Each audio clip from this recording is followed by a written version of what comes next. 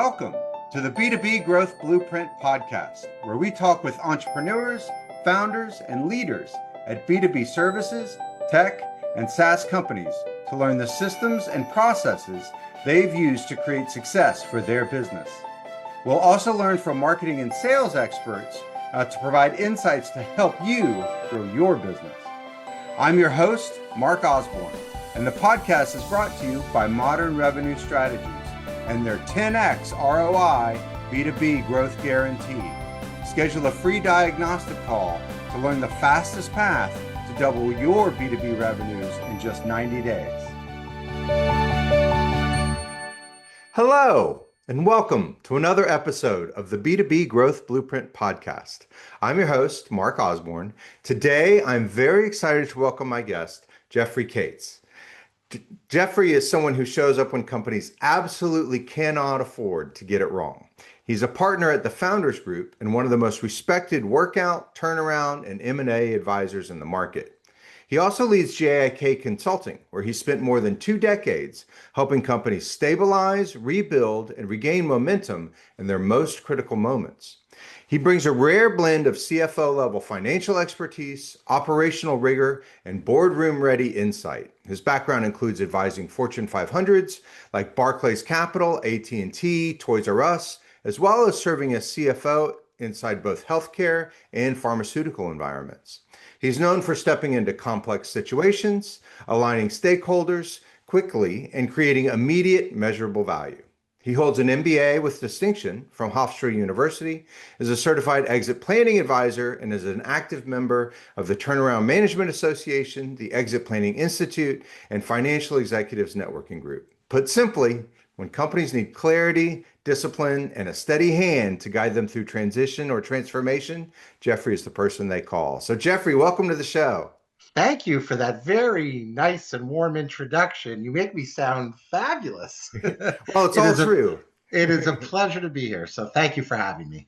So obviously you've done a lot of things through your career and had a lot of successes along the way. And we've got some interesting topics to talk about today. But before we jump in on some of those topics, why don't you give our audience a little bit of a sort of picture of the history of what your career looked like and how it brought you to where you are today? Fabulous. Thank you so much. Yes. So originally I am from Montreal, Canada, born and raised, and I spent my first 35 years up there. I'm an E&Y for an Ernst & Young background, started in accounting, moved to a smaller firm, and it was there that a gentleman came into the group and was doing workouts and turnarounds. And I decided very quickly that's what I wanted to be doing.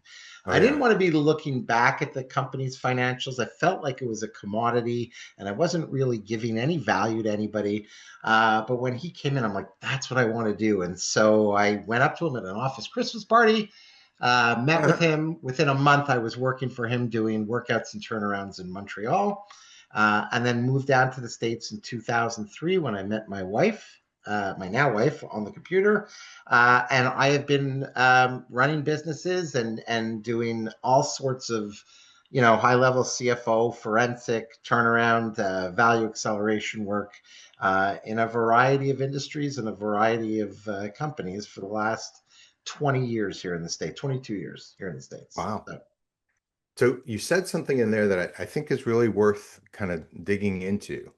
And that's this idea of, you add opportunity to add a lot more value to businesses by focusing on forward looking rather than backwards looking.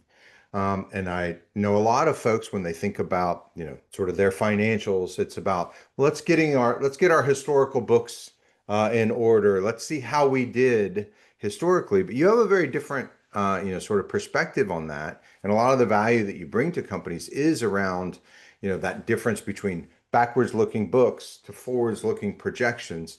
Tell us a little more about that and how business owners, entrepreneurs should be thinking about their financials from those two different lenses. So I absolutely agree with that concept. Of course, I want to say one thing. That people always say you can't know where you're going till you know where you're from. Okay. So I don't want to belittle the Okay. concept of having good, accurate historical financials. And Mark, you'd be surprised at how many companies we see that you think it's common nature for businesses to have a good handle on their financials. And I'm shocked at the percentage of companies that we run into that don't even have their financials up to date, or there are issues with them. So Right. I do want to caveat by saying that's, it's still really important.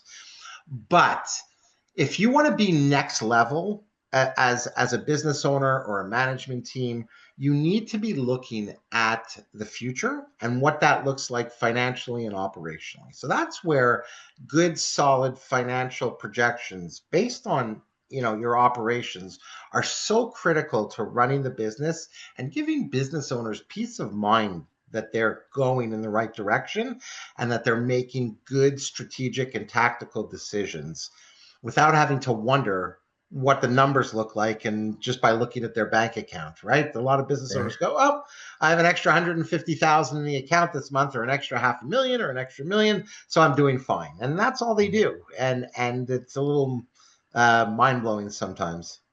Well, and likewise, I work with some folks in, really capital intensive businesses. They look at their bank account and they're like, we had a $1 million default last month. We're in the red by $1 million. How can that be? Like my financials definitely aren't telling me the right picture. Yeah. And how did that happen? And what do I do next? Right. Yeah. So, I'm very big on working with business owners and CFOs to develop accurate projections as a tool. I just think it's critical. And now today, with AI coming in and with all the capabilities to build projections and do it accurately, I just think you're doing a disservice to your clients and your business owner clients if you're not helping them with having that good forward-looking financials. And you said something in there also that sort of struck a chord, which is the idea of financials and projections that are actually tied to operations. And I know sometimes, I work in the marketing and sales field. The leadership team will kind of go off and be like, well, what do we want to happen over the next year? And that's what their forward-looking projections look like, which is essentially, an aspirational goal, maybe of, new accounts or revenues or whatever it might be. But you talk about tying it specifically to operations. Tell us what you mean by that. So you'd be surprised at how many sets of projections I've seen where where CFOs or business owners say, well, we did 22 million last year and we're looking to grow this division by 5% and this one by 8, and we're going to have a drop off here. So we're going to do 23 million, right? And they don't really have an idea of where those numbers are coming from. Yeah. Right? So what I mean by detailed, accurate projections based on operations, I'm talking about really vetting the company to understand workflow, supply chain, timing, margins, gross margins, and what those look like, and how do those play into what a projection is going to look like. You really have to understand the business to know how to build a projection that's going to mimic those operations. And the more that you are able to figure that out, the more accurate the projections are going to be. So, and the other thing that happens is you become more just you have that ability to react to changes. If you Mm. have accurate projections, and now you're looking at a month and going, wow, we're down by 10%. Let's figure out why we're down. Where are we down? This is what we thought was going to happen. Now let's go look and see what actually happened. Why? What's going on? Is this a harbinger of things to come? Is it a customer issue? Is it a manufacturing issue? Like what's going on that we were so off on our projections? Or by the other token, why are we so much better? And what are our opportunities here? So when I say, mimicking operations, it's really about understanding those assumptions that you're going to use to build the projections that tie to what's going on behind the scenes. Yeah, and when you hit on something there that I think is so crucial.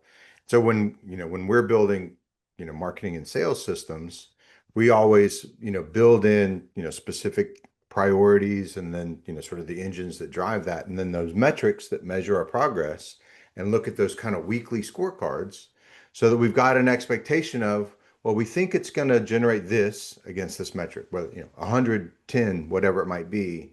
And so if it's high, well, great. Just as you say, what opportunity does that indicate? If it's low, well, what is this, telling us about what's actually happening in the marketplace?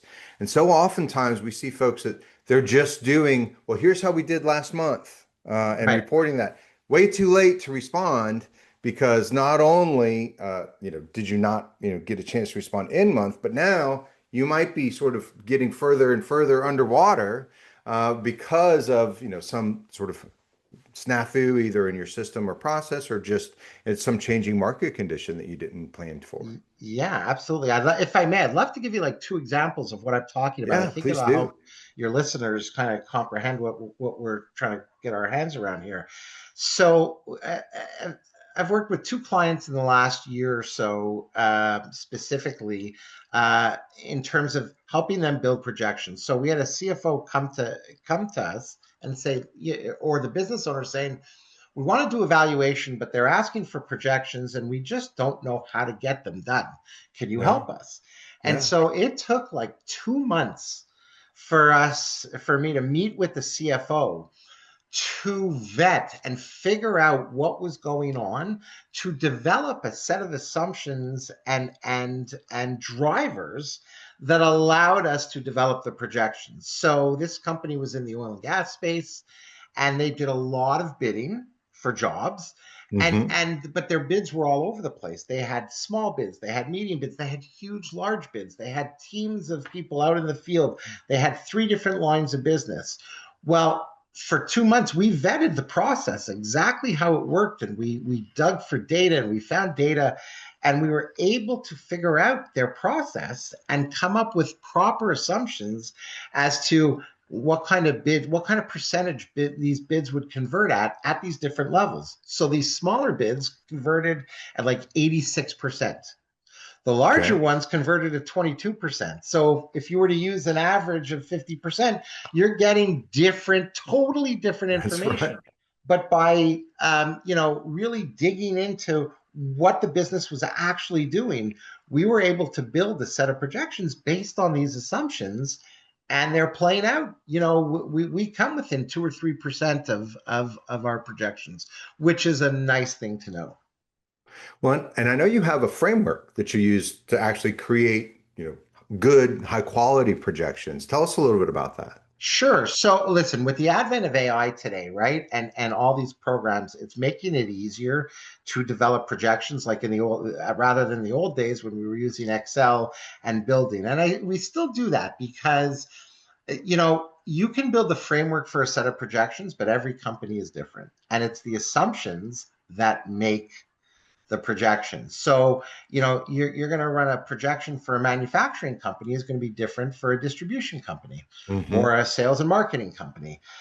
So building those assumptions becomes the most critical framework. But really, we tie everything from cost of goods sold and supplemental information that goes into support revenues and cost of sales, so that we can get accurate gross margins, and then we manage all the overheads and expenses, and really get detailed, and then we build the cash flow that goes with it, because it's not, projections, a lot of people think that projections are just about profits and loss, right? But you need the Hmm. cash flow piece of it as well to understand, are you going to need additional financing to support growth? Are you going to have enough money? What is your balance sheet going to look like in 6 months? And that's a big part of what we do with business owners and their teams, every day.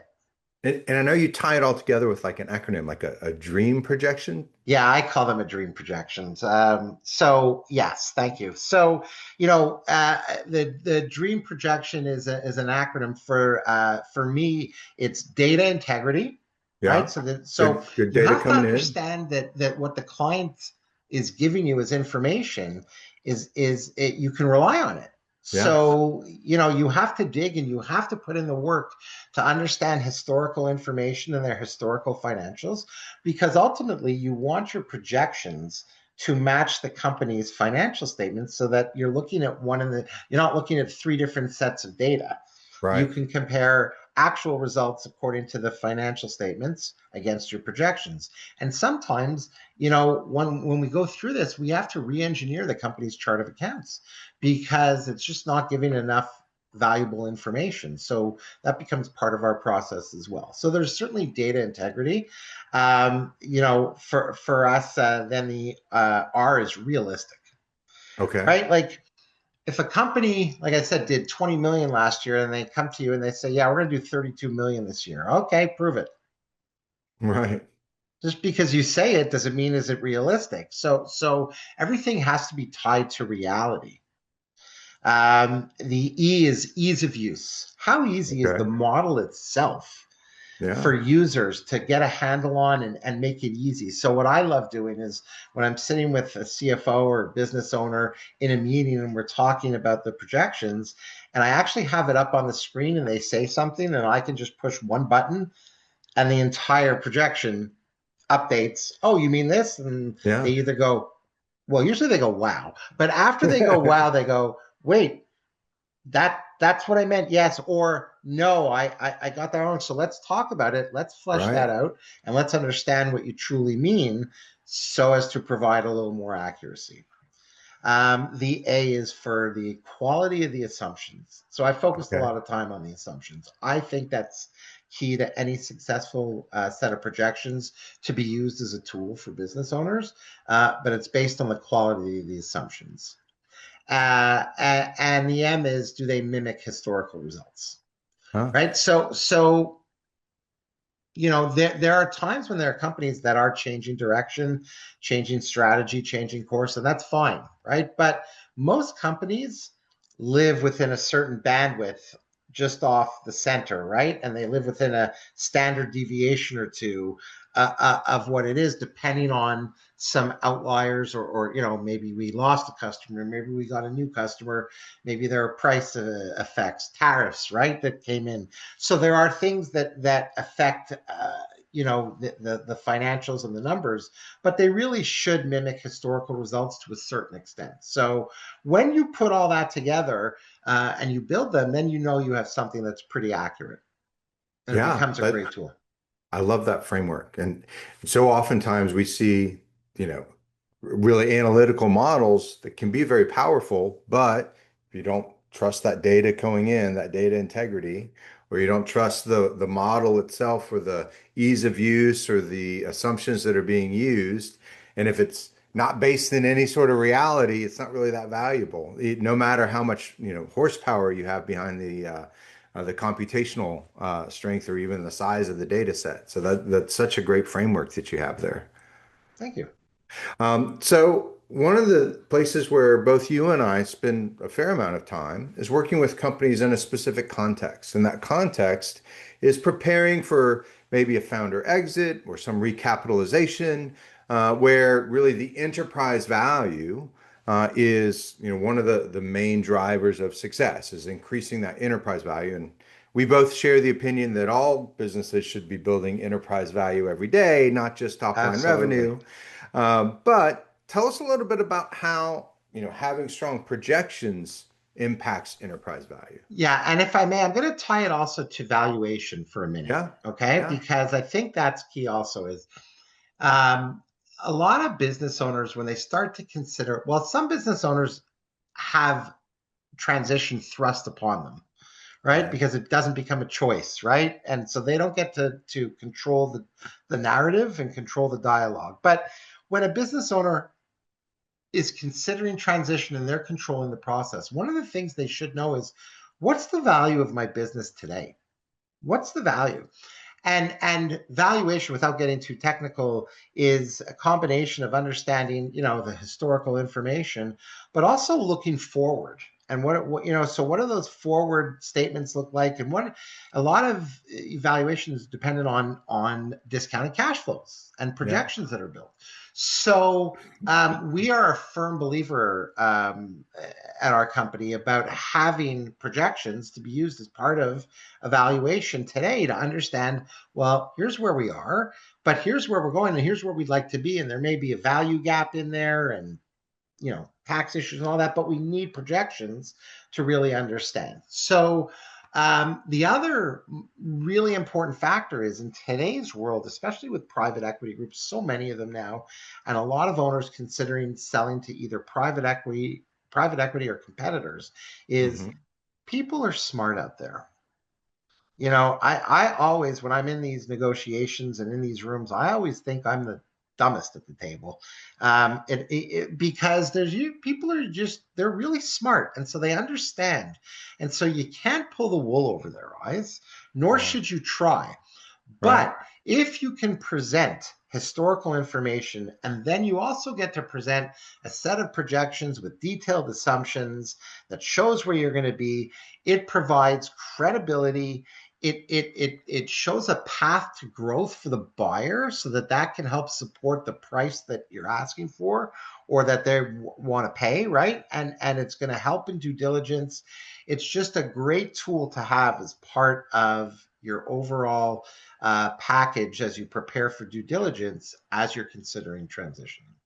Yeah. So powerful. And what you've really described is this, sort of as you opened with this difference between, kind of B players and really A players. And I know, most businesses really aspire to be best in class for their category, for their industry, at least for their niche. And you've described a lot of, really great ways to approach that and some really good frameworks with your dream framework. But I think this is probably going to air about the beginning of the year, but at the beginning of any sort of cycle, folks oftentimes start to think about projecting towards the end of that cycle. So what are some ways that folks can, whether they're starting the new year or a new quarter, start to bring in some of these sort of capabilities around projections to help elevate their operations? What are some things that they can do to get started on that? So I'm going to start with that's a great question, Mark. I'm going to start with the first thing you have to do. So if you're looking to 2026, let's say right now, right? So a lot of best in class companies already have their budgets done and their projections done for 2026, and they're starting to lock them down now. I'm also a believer that once you have your initial set of projections, you don't change them because that moves the bar and it gives owners that a false sense of security that, oh, we're meeting projections. Well, yeah, you're meeting them because you've adjusted them four Recasted, times yeah. during the year. So of course you're meeting them. That's But right. so I'm a firm believer in keeping the originals, as a base. Yeah. But the first thing that has to happen is I don't believe you can build a good set of projections without a good opening set of, like, if you need a balance sheet, your balance sheet has to be clean. And it's Yeah. got to be, if you're looking at 2026, you're going to need a December 31st, 2025 balance sheet and opening numbers that are accurate. So if you're a business owner and you know your financials aren't in great shape, the projections are the second thing you have to do. The first thing you have to do is clean up the financials and get them done in a more timely manner and clean them up because your projections are only going to be as good as the historical data and the data you have. So when you ask what would you be looking to do in the, let's say in January of 2026, my answer is where are you with 2025 numbers, and if they're not straightened away, focus there. But if you've done that, now you really got to dive in and put your team together from your different divisions in your organization and start to talk through, what's what. Where are we looking at this year from a customer basis, from an infrastructure basis? Do we have capital improvements we need to make? Do we have a budget for that? Where are we with our supply chain vendors? How are our margins? Our SKUs? Do we have 200 too many SKUs? Right. Customer concentration issues. Do we have all our eggs in one basket? These are all things that when we talk about value creation and acceleration, these are things we look at anyway in the industry going forward. But if you're not using projections, it's a great time to start. If you are, make sure your historical data is strong and that your assumptions are good. Ah, such great advice. Such great advice. So, Jeffrey, you're obviously an expert in a lot of really interesting areas that we could talk about all day, but I have to be mindful of your time. But before I let you go, tell us a little bit like who do you work with and how do you help them? Who should reach out? So I actually have two companies. I am the owner of JIK Consulting. Mm-hmm. We do fractional CFO work, forensic work, mostly turnarounds. Okay. So companies that are struggling or in trouble, have cash flow issues. That's really where all these projections stem from, because in the industry, most lenders require 13-week cash flows. So we do Yeah. projections of cash flows week by week to get them out of a mess. So that's really detailed, and been doing that for a lot of years. So that's what we do in one company. And then in my other company, the Founders Group, I'm a partner and I manage the business initiatives for our group with regards to working with high net worth business owners in the Mm-hmm. in the $30 million. The businesses are around the 30 million and up, and we help them create value. And we do that by starting to look at and do a discovery process of assessing their personal and financial situation. We do a set of business assessments on the attractiveness and readiness of the business. We do evaluation, as I mentioned briefly.